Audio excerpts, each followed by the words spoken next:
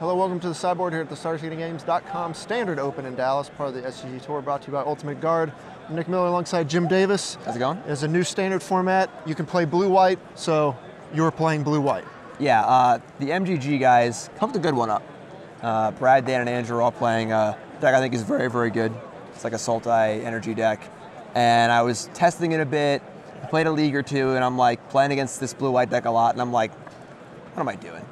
I can't not play the blue-white control deck. I'm just lying to myself here, you know? So I tried it out. Only got 2 leagues in with it, but it seemed really, really good. And it's a lot of the cards I'm used to playing. Sort of a different overall strategy. I know Jerry referred to it as more of like a turbo fog deck in his article a few days ago. And it definitely is a little more like that in game 1, where you're not trying to like control the game. You're just trying to like survive till you cast Approach. But same idea. All the cards I'm used to, so.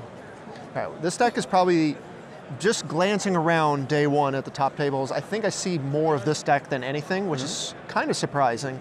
But it is appeared to be the best game 1 deck of the format. Absolutely, yeah. I mean, that's what was happening online, where like you just beat every deck game 1 except for mono red. Like decks just don't have the tools necessary to interact with your spells because you're just playing a sorcery and no one's playing main deck negates or duresses, except for one person who beat me really bad at like midnight on Thursday. Main deck duress and spell pierce. But he's not losing to this deck. Yeah, but most people are, you know, sane week 1 and they're just playing the duresses and stuff in the sideboard. So it's like game 1, if they don't have that stuff, they can't really beat you. Then game 2, if they have it in their board, you're maybe like a slight underdog, and if they don't, they can't beat you. Yeah. Like the dinosaur decks are like an example of a deck where they just don't have the proper interaction. So like without them, I mean, you just got these so we'll break the deck down because this deck had a bit of a coming out party last standard. People put it together finally. But we've gotten some new tools. We've got Opt, which is the cantrip du jour of the set. Yep. Everyone's like, well, this is a 4 of automatically in all the control decks, all the blue decks that want to be playing at the end of your turn. Not everyone. Well, at the end of your turn kind of control deck. We don't see it out of like the Sultai, you know, energy decks and stuff like that, but of the control decks, this is here. Well, what I'm saying is that like the hardest thing I had with this deck when I was testing it was I kept seeing lists that were doing well. And I'd be like, how do they fit all these cards? Oh, they're not playing Opt. And the next person, how do they fit all these cards? Oh, they're not playing Censor. There's 0 Censor. And the next person, how do they fit all these cards? Oh, they're not playing Aether Meltdown. It's kind of a weird, like, I think 4 Opt is right. Some people don't. I don't know. Right. Well, it kind of ties into the next card I was going to talk about, which is Search Res Conta. The other new blue card for the set wants you to play a lot of instants and sorceries and fill up your graveyard, so it does kind of make sense to play 4 Opt with this card. I agree with that for sure, and that card has been, it's just great. I know a few weeks ago I wrote about it, and I think the card is one of the best in the set. And it's interesting because it's kind of a control player's dream, because being able to just have a rampant growth that's also a card draw engine is phenomenal.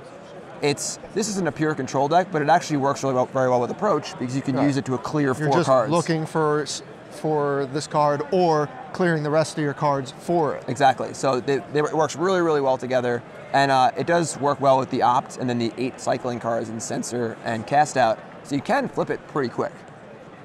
All right, so we'll go over the rest of the deck here. Those are the new standouts. We'll reach one more here once we get to the destroy cards and kind of your sweepers and stuff like that. You've got Censor, Essence Scatter as your main deck counterspells, along with Supreme Will and Disallow.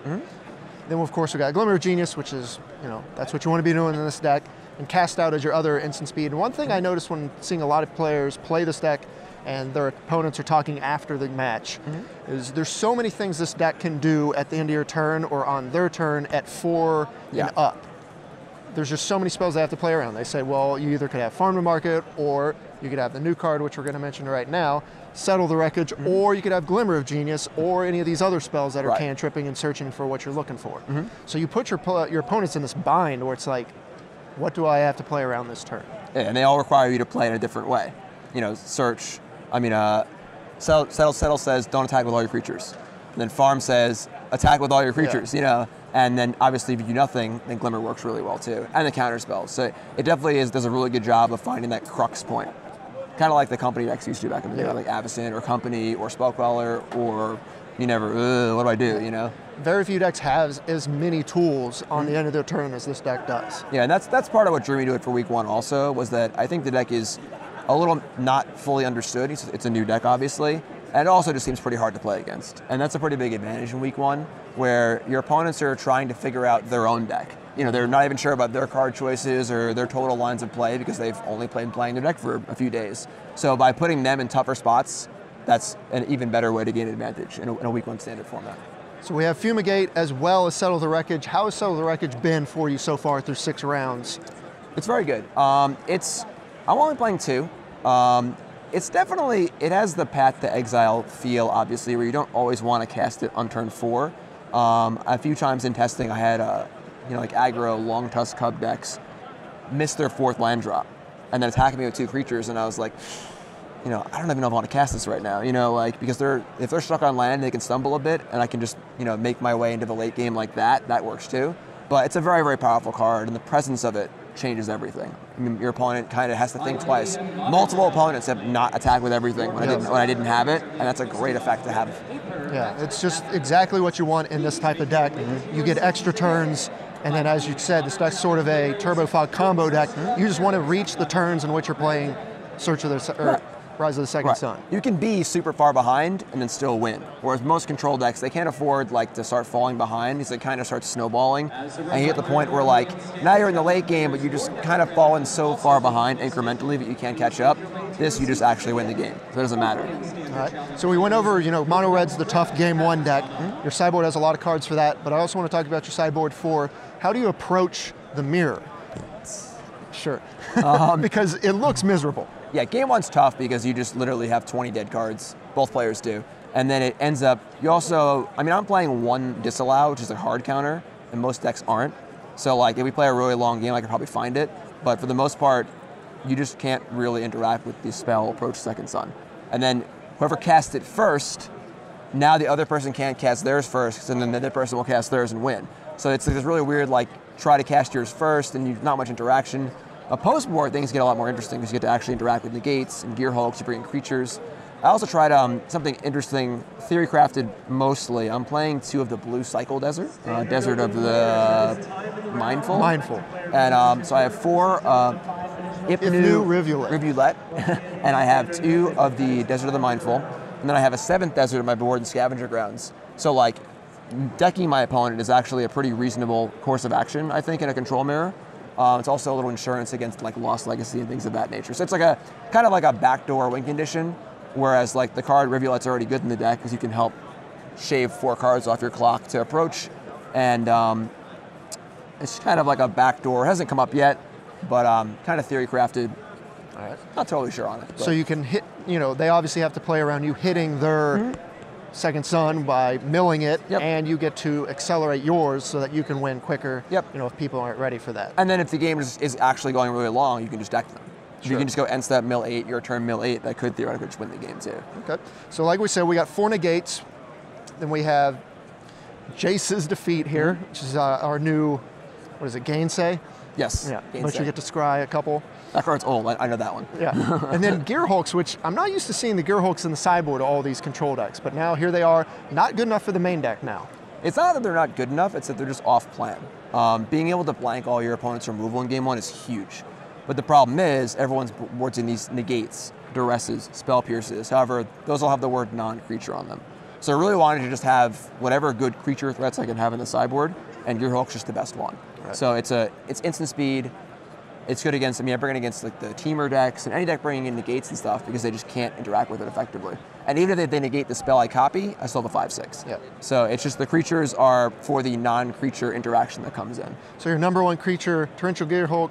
Number 2 creature, Regal Caracal. Yep, yeah, double duty. Nothing better than that? Well, the thing is that's for the mono red matchup. Okay. And so you hit that and the control matchup. Exactly, and it just happens to be a card that's also a reasonable threat. That's a creature.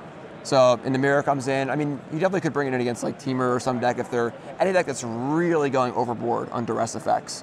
It's just a creature. They can't take it. So, but definitely it's there mainly for mono red. Okay. And then more mono red hate here. Council of Authorities, 4 copies of that as well. Yeah, that was one. I actually, when I was younger, playing at PTQs and stuff, we'd always stay up till 3 in the morning testing matchups and stuff, and I never do that anymore. Sleep's very important. I'm kind of older now. But last night I was up till 3 a.m. because I was not sure about the mono red matchup, And Rick Kivett from BCW, our BCW rep, was kind enough to play like 15, 20 games with me. So thank you, Rick, I appreciate that. And I started with 3 Authority and 3 Regal Caracals, and it just, any game I drew Authority, I won, and any game I didn't, I lost. So even though it's not great in multiples, because the big part is the tap effect, you just have to draw it. So it was easy 4 of. All right. So if this is the deck to beat come out of this tournament, if this tournament unfolds and we see this is the deck that's taking over the format, where do you go from there? I mean, main deck interaction. Duress and Negate and Spell Pierce, maybe less so Spell Pierce, but should probably end up just being main deck cards. That's obviously weird and not a normal thing in Standard, but they might do enough against other matchups. Maybe you're playing Blossoming Defense in your Teamer deck trying to protect your creatures, you just play Negate instead. Similar idea, but also very good against this deck. So that's probably like the most logical adaptation. And then cards like Scrappy Scrounger and stuff, and Friends. I also was testing a Mardu deck for this tournament. I played a league with Mardu vehicles, and it seemed pretty good. It was playing 3 New Gideons and 3 Chandras and Scroungers and all the cards that are usually good against control. And I believe that would have been good against this deck as well. I haven't seen it here, but there's ways to adapt. Right. I think right now everyone's kind of just focusing on trying to play creatures and removal spells, and this deck obviously feasts on that. All right. Well, you're 6-0 so far, right? Oh, yep, going well. Clearing out the field. Wish you the best of luck. Thanks for joining me here in the Sideboard Gym. Appreciate it. Thanks a lot. Stay tuned to StarCityGames.com all weekend long for the action here in Dallas.